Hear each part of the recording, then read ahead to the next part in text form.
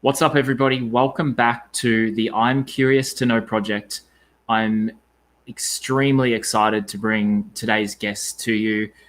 We've just had an amazing 15-minute catch-up that the outtakes of that would have been quite hilarious and quite funny. But I am pleased to welcome Courtney Dauwalter to the show. Courtney, how are you? Great. How are you? I'm amazing. And I do note that you neglected to put your last name on your little avatar down on the bottom. And I said that was okay because you're as famous as Prince and Madonna, so you don't need a second name there. So we're all set. That's not true, but I do love Prince, so I'm okay with that.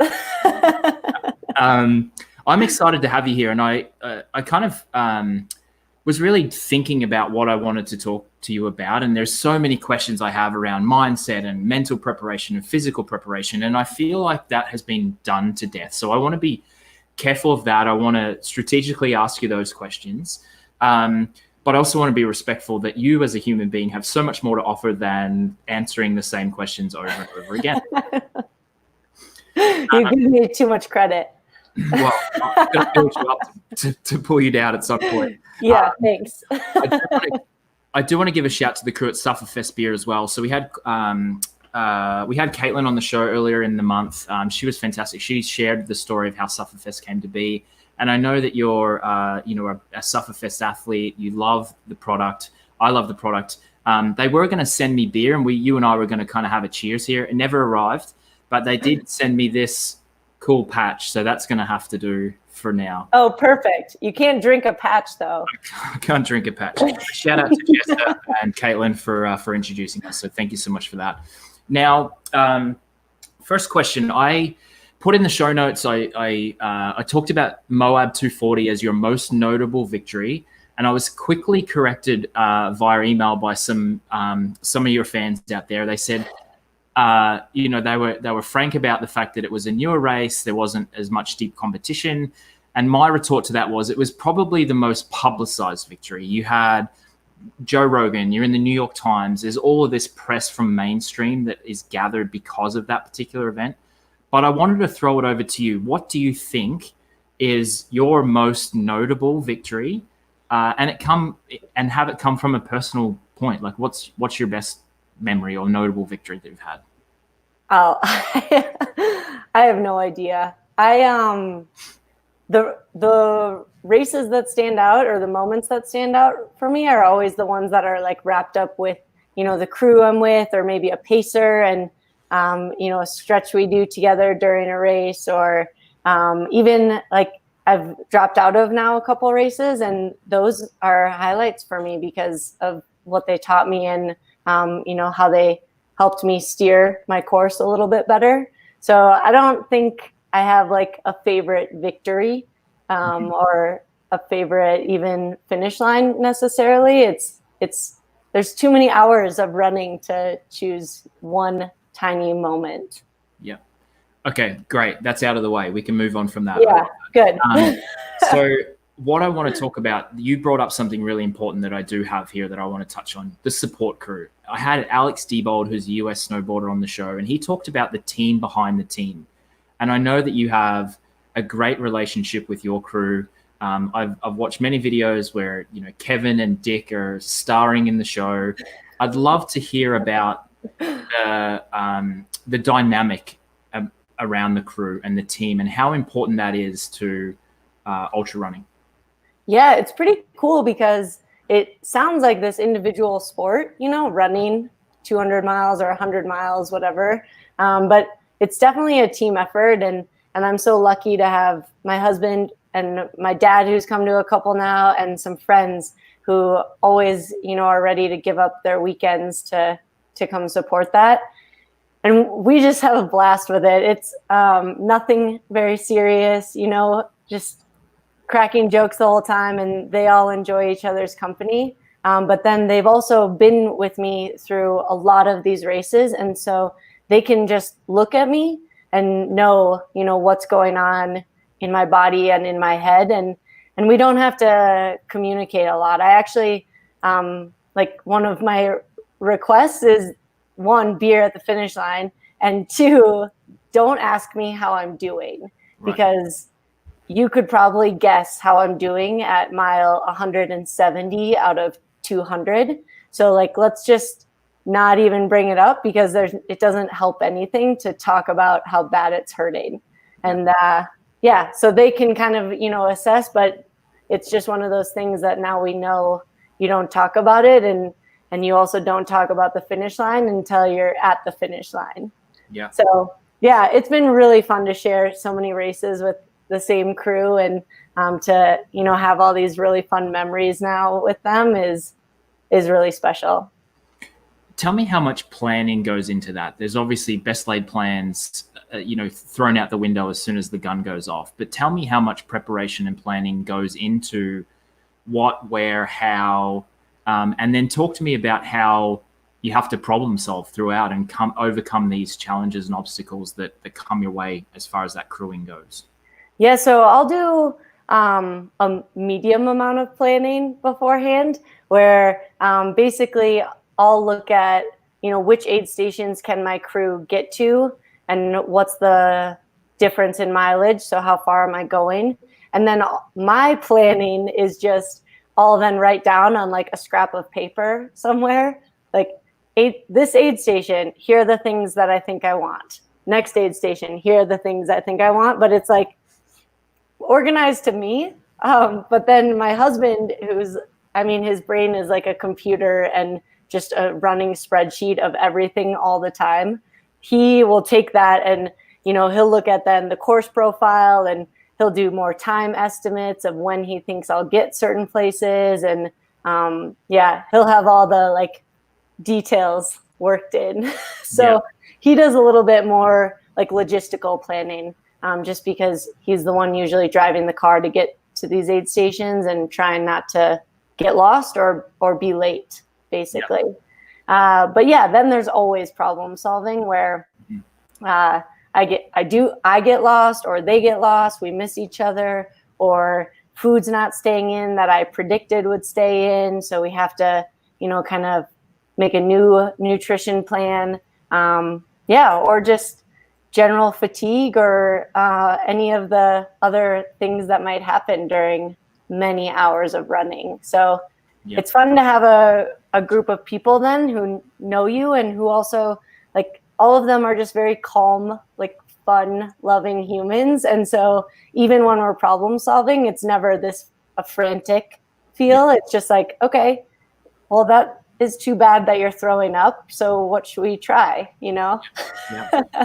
It's probably cool to have, it's probably like anything, actually, really. Like, the more times you go through it, the better you get at something. So the ability to, have something go wrong, something works, you've got a solution for next time, or you've been through those experiences. How are you able to replicate those outside of a race? Or is it simply getting into the event and getting into the heat of battle, and then being able to replicate or try things along the way? Yeah, I don't usually try and replicate a lot of that during training, and maybe that's my mistake. But I'll usually do quite a few ultras throughout the year. And from doing those, I'm just hoping to gain more experience and more knowledge of, what are possible solutions, or what are problems that I have that I can work through, that initially feel like, oh, this is the end of it. So just gathering more evidence like that is what I try and do during the ultras that I race, and then take all that to the next one. But I don't simulate it in a training day on purpose. Yeah, understood. What about training? Obviously you mentioned you race quite a few times throughout the year. So my guess is that you're just maintaining throughout those periods, you're recovering, you're then building up to whatever that next event, probably working on some specifics about what that event covers, whether it's elevation or a lot of downhill or flat, whatever it is. Tell me about what that process is for you kind of in between races. Yeah, it depends a lot on what the races are that I'm in between.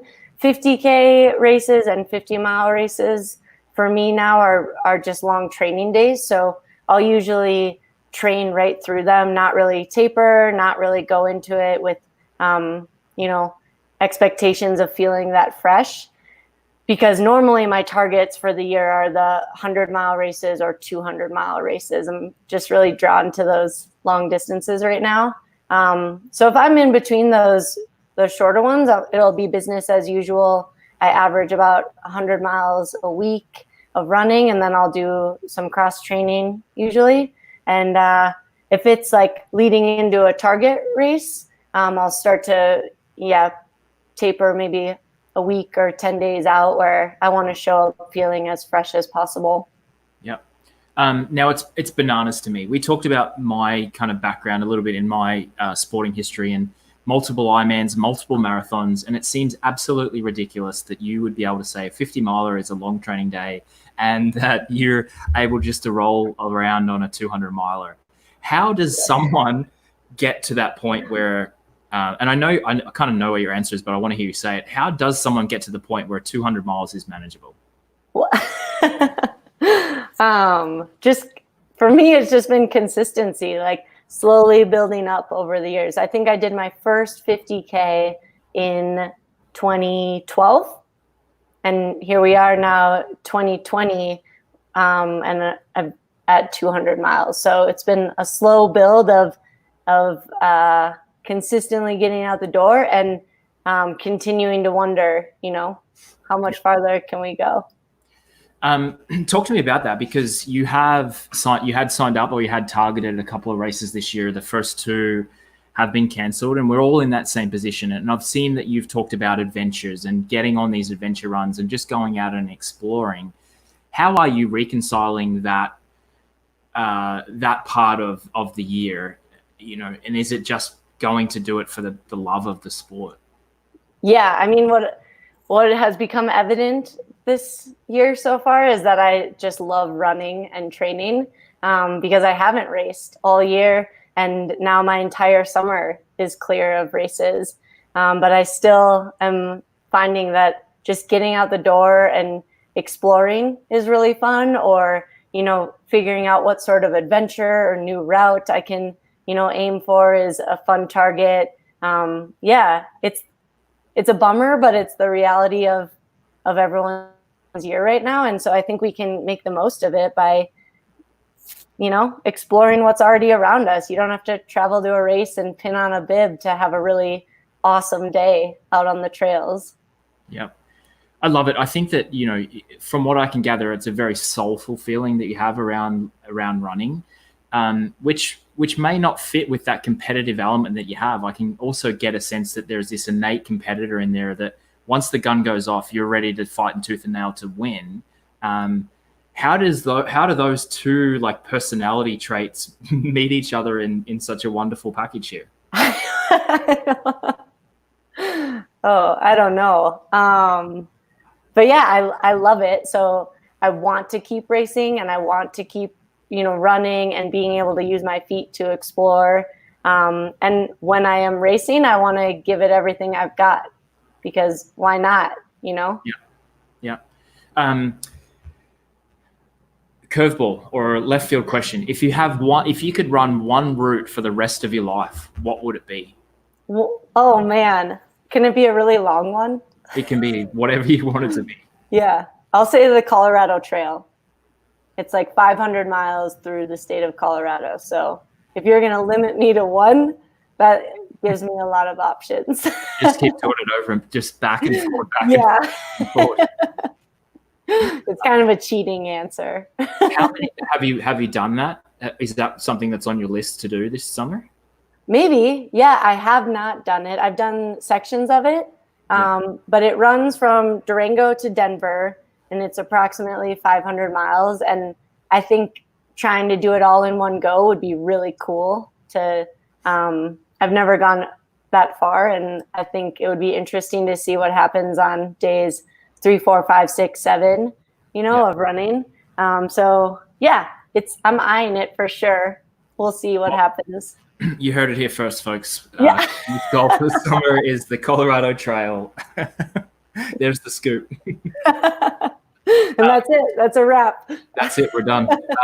That's all we needed for today. Now, tell me about the shorts. You have this signature look. You have this signature look that probably doesn't scream runner really, or serious runner. Tell me about where that came from and how that's kind of played a part in your persona. I think I've always just preferred the longer shorts. Growing up, I always wore them. So when I started doing ultras, I was just wearing my normal clothes, and that was, longer shorts and looser fitting t-shirts. And it's just a comfort preference for me. I'm running really long races, so I'm not worried about aerodynamics. and I think, fidgeting with your clothes the whole time because you're uncomfortable in them is wasting time. So I'm going to wear what feels good for me. Yeah, you do you. I love it. I actually want to go back to this 500-mile idea. I'm intrigued by this. You mentioned it would be interesting to think about how you would be able to do something like that. Let's talk it through. Like, how do you think you would actually facilitate something like a 500-mile run, or even some of the longer events that you have done? Like, what are some of those complexities that you would face when you go over, let's call it 50K or 50 mile or 100 miles? Like, let's talk about some of those things. Yeah, I think one of the things that I would probably try and reach out to a bunch of people who have done multi-day, really long efforts would be figuring out sleep. Yeah. I don't think you can stay awake for the 500 miles. I think the record right now for it is right around a week. So, just pushing on wouldn't be the smartest, and nor is it really physically possible. And so I would try and gather a lot of information, I guess, about, what people's strategies have been, or do you go on a schedule? Do you just sleep on a rock when you're tired, or, how does that look? And, then it would be about making sure I feel like confident in keeping my feet happy. I think for long stretches like that, you've got to have, pretty content feet to keep asking them to move another 100 miles, another 100 miles. So making sure I feel good about the gear choices that I'm making.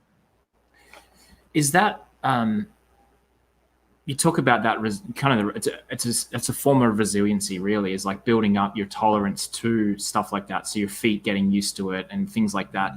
How much has that played a part in your progression of, building that resiliency over time in some of the little things that people wouldn't necessarily think about?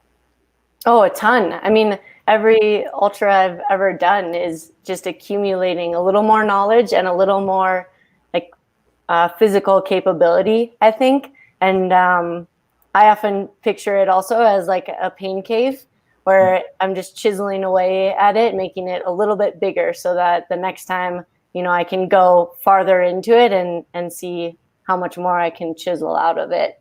So all of it is accumulating, and it's all these little things, like figuring out what nutrition stays or what gear works for you, or, building up the distance slowly. But it's like a long game, I think, of, you can't do it or achieve it overnight. It's just keep on chipping away at it.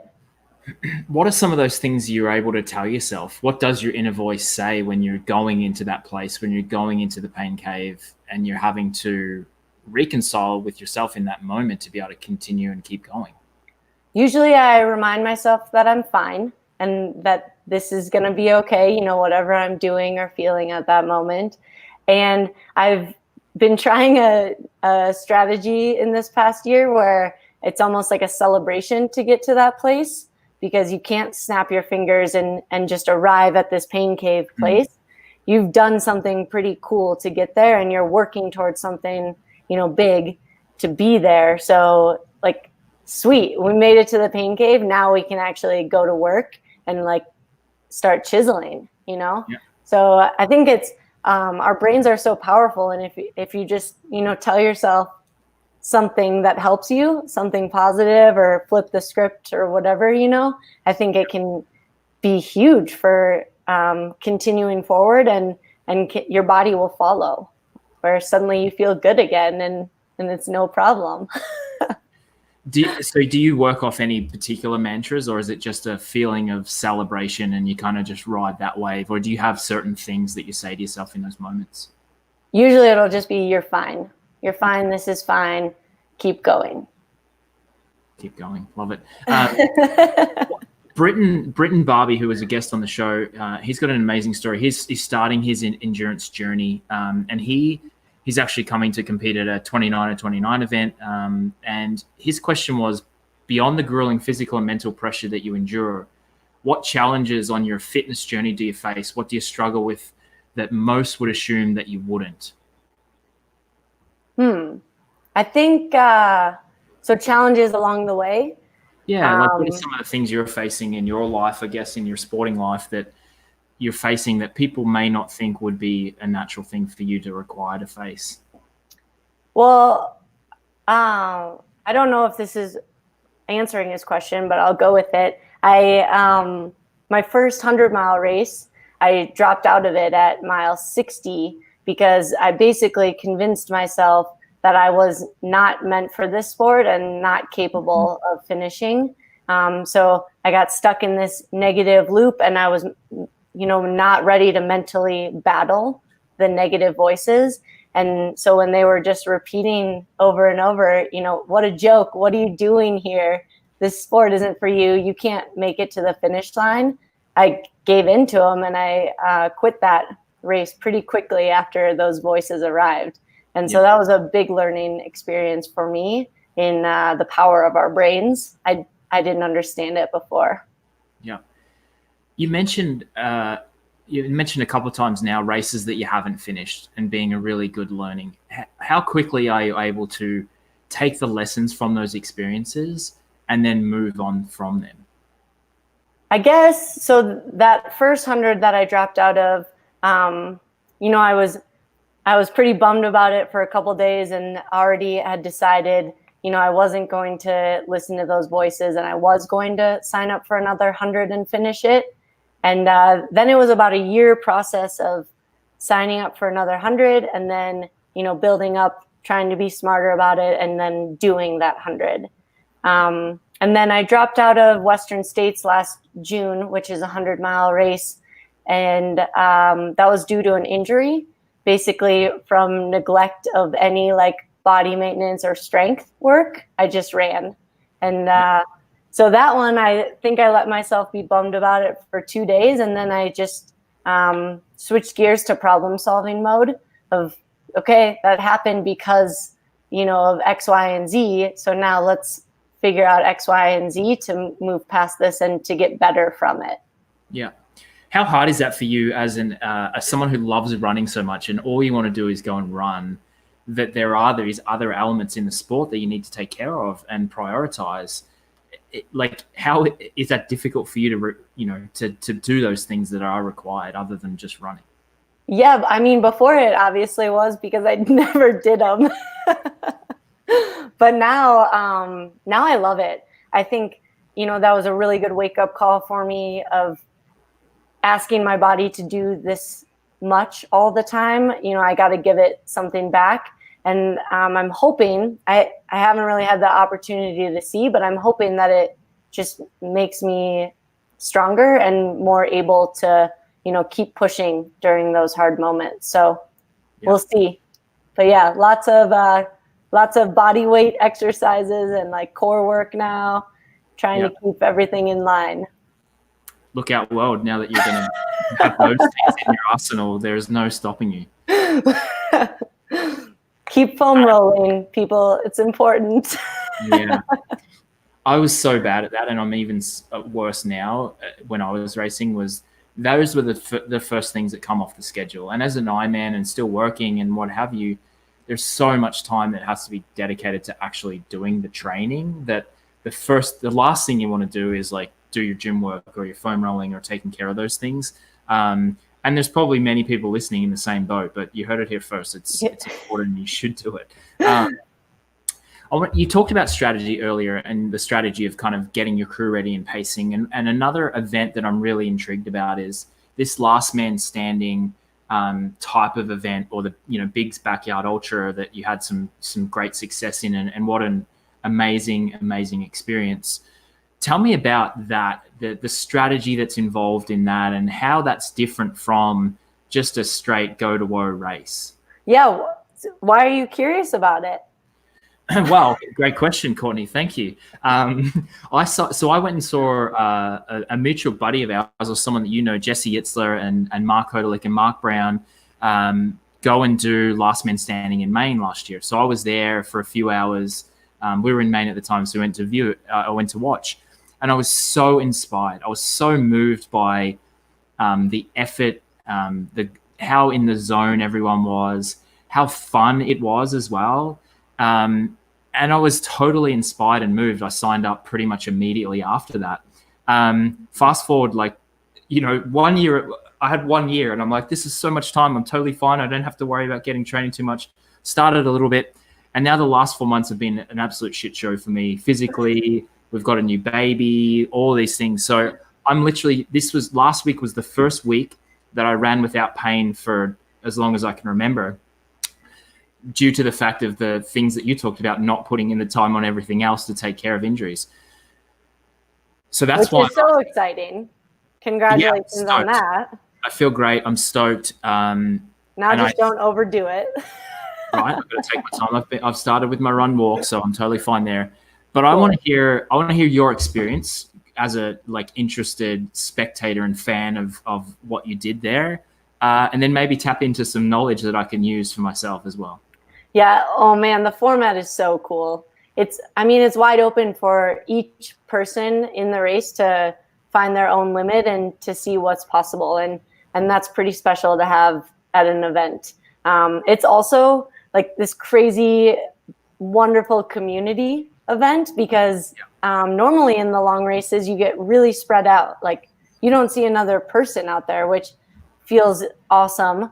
But to come back every 4 miles and to, sit at the camp area with everyone else in the race and then start again is pretty cool. So you're going to love it. I'm excited that you're doing it. I had a blast. I've only done one of these, and it was 2 years ago, and it was in Tennessee, and it was set up on a trail during the day and then on a road at night. So really trying to make people, maximize their distance by making the night section pretty mindless and then still putting them on a trail during the day. But yeah, I think you have to go into it just with the mindset that you're going to continue. Don't get attached to a mile number. Like if you get attached to 100 miles or 50 miles or, some goal like that, I think when you reach it, it becomes really easy then to, feel like you accomplished something and then stop. And then you're not actually finding your potential because you said it beforehand and that was that, So to go into it with the attitude that you're just going to keep lining up until it's physically impossible for you to make another 4 mile loop on time. Is a pretty cool way to see what's possible, see how far you can go. Did your mental approach to that race, does that differ from a race where you're trying to go as fast as you possibly can? Yeah, for sure. The speed is irrelevant. All you have to do is 4 miles an hour and then again. So patience, it's a patience game for sure. And you're not trying to win the lap. You're not trying to get a certain time for the lap. You're trying to pick the pace that feels really sustainable and then just hold that and not get ahead of yourself in your head. Mm-hmm. I think a lot of times in these, no matter the distance, if you start to picture how far away the finish line is, it can feel really overwhelming and, put a chink in your armor and mentally, bring you down. So if you can just stay in the moment in a race like that, it can be really valuable. Did you have moments in your experience where the last thing you wanted to do was get out of the chair and you had to really will yourself to get up and get on the start line? Yeah, for sure. I was struggling in the last night. I think I made it 2.5 days or roughly whatever it was, but it was hard. It's hard at the end, but that's when it's the cool part. Did it come earlier than you expected? Like, you talk about not having a goal, but it's hard not to go into something like that without having some level of expectation on yourself. Maybe not a goal, but like here's what I think I can do given my preparation. Was that the case for you? Did you kind of have something in your mind? I had in my mind that I wanted to be in it at the end. And so it was less about the distance we were accumulating and more about the number of people who are doing the laps still, because you're, nowhere near the end when there's still 15, 20, 30 people going out on a loop. Yeah. So, yeah. But what I've realized now is that you actually, like, to see your potential, I think you need more people. The more people you have towards the end, the better it will be for everyone, because like, it feels less crazy if 20 people are still lining up at 200 miles. You don't even bat an eye about it, and you don't even start to think of being done because there's still so many people left. So I think it's a cool format in that you could really like lift each other up and make each other better if you have, a group dynamic going at the end there. Yeah, that's a really interesting way of looking at it. There's probably a part of you that's, you're doing a quick count at the start line, celebrating or kind of giving yourself a check when, there's a couple of less people. But as you described, you don't want it to happen too quickly, because then all of a sudden you start to probably dread the fact that, oh, we're getting close to the end here. Yeah, or like you keep thinking, maybe this is the last one, maybe this is the last one. And then it's like, it'll drive you insane. Yeah. What was it like when it was just the two of you and you kind of get there and you eye each other off, I guess, at the start line, and you're like, okay, here it is. The race has started now. Yeah. Well, unfortunately, I didn't last too many laps then. So it was down to myself and Johan Steen, who's a Swedish runner who's, really experienced in multi-day runs and just an incredible athlete and human. And we weren't messing with each other at all. Like, there were no head games or, any of that. We were both kind of just in the zone, and he would run a little bit ahead of me, and we had our paces figured out, and it was all good. But then after, basically now it's been a year and a half or whatever since that race, and he hasn't let me forget that I ruined the game because I stopped early. So the rules are that the winner only gets to do one more lap, and then it's over. So Johan didn't get to find out, what he could do that day because I stopped early and ended the game. Yeah. So yeah, next time, I can't be the one to end the game. So we're just going to run into infinity for you and Johan to feel comfortable with the relationship that you guys have. Yeah, I won't ruin it again. I know that's on your calendar again for later this year. Is that correct? That's correct. Yeah. So that's a mid-October race, and we'll see by then if races are back in action. Yeah. So I'm in a virtual race right now. I'm actually well and truly behind given my injuries, but I signed up for the great virtual race across Tennessee, the 1,000 race. Yes. So I'm in it. I'm still in it. We're a little bit behind, but we'll keep moving here. No worries. Tell me your thoughts about kind of the virtual options. The thing that I see is, like, there's so many virtual options, and people coming up with really creative and interesting ways to keep people moving. And my assessment is it's great. Like, people are probably going to do more. It's going to give them a reason to get out of the house when they may not want to do that. What's your kind of take on the whole virtual phenomenon that we're kind of seeing? Yeah, I agree with all of that. I think it's been a really fun way to see race companies get creative and, how are they going to make a challenge that people want to sign up for. And it makes you feel like you're with people again. And I think running is a social sport. People love, gathering with the community and hanging out. And even though we're all apart, it makes it feel like you're together. So I think it's pretty cool. How have you been able to kind of deal with that fact that, you may not be able to go out and run or meet your buddies for a beer or get together with your community? How has that been for you? Probably the same as a lot of people. I mean, just hunkering down and riding out the storm and, Yeah, spending a lot of time on Zoom. Right. I feel really lucky. I mean, Colorado never shut down its trails. It never told us like going outside, was limited or that we shouldn't do it. And so getting out and exercising and still having the trails has been really wonderful. Yeah. Yeah, we've been lucky here too. There's, we've been able to get outside and explore a little bit and find our way. They haven't closed everything down. So, but I must say, I'm excited about like getting together and running with friends or riding with friends when it's appropriate. And I miss like sitting down at coffee shops and having a coffee or going and having a beer somewhere. So whilst I'm dedicated to finishing the process of seeing this through with this isolation, I am excited to get together and give people a hug and high five again. Yeah, absolutely. Oh, those hugs are going to be so good. Right.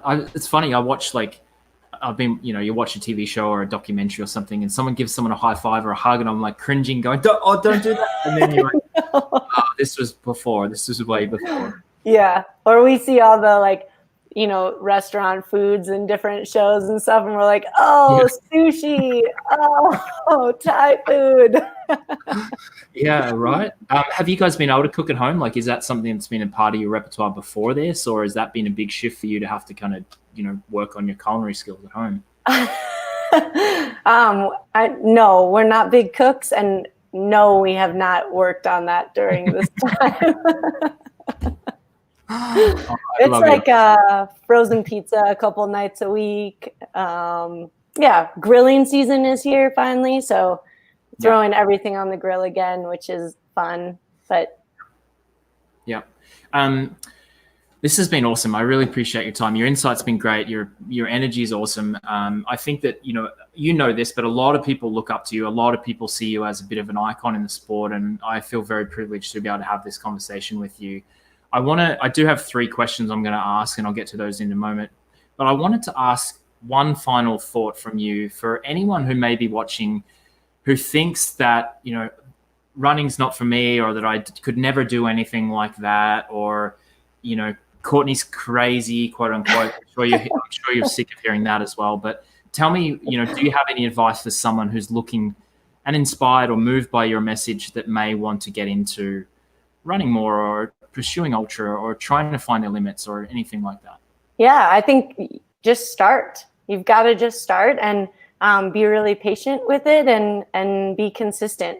So just continuing to, chip away at it, like plug away at it little by little. And you'll be sitting there one day and you'll look back at your journey and be so surprised by it. I saw it happen firsthand with my husband who, when we met, he struggled to run 5 miles, and now he's done a couple 100-mile races. And that was just like nothing magic, just slowly building up and putting in the days and the miles. Yeah. It must be so cool for you to see that progression in him, but then be able to spend so much time together and out and running and exploring and doing these things that you love together. That must be such a highlight and so cool. Yeah, it's so fun. I'm glad he likes it. Yeah. Shout out to Kevin. I love his energy too, and the videos I've watched, he seems like a great guy. So shout out to you, Kev. Final questions. First one, what's one thing that's changed for you during this lockdown period that you want to keep once we move into whatever our next phase of normal is?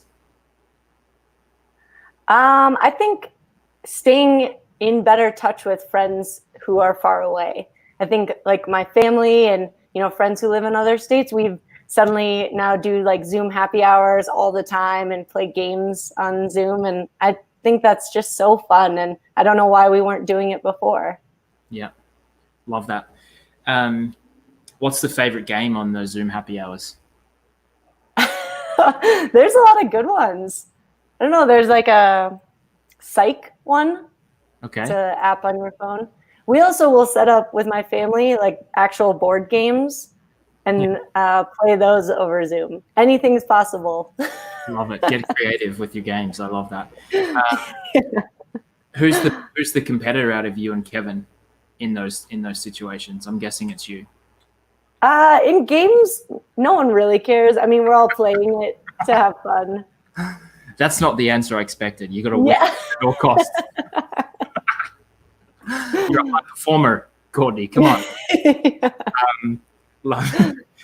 Second question. What's one thing you thought was important before this period, this COVID isolation lockdown period, that you're happy to leave in the past?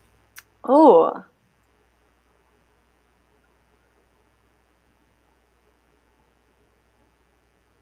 I guess I've grown to like really know and love my area more. I think I traveled a lot before, and a free weekend meant it was a weekend that we should go somewhere and do something. But I've loved exploring where I live more, and like because we were forced to be here, it made me appreciate it more. Very cool. So less busy, more exploring in your area. Love that. Third and final question. What's been your most memorable moment of joy during this period?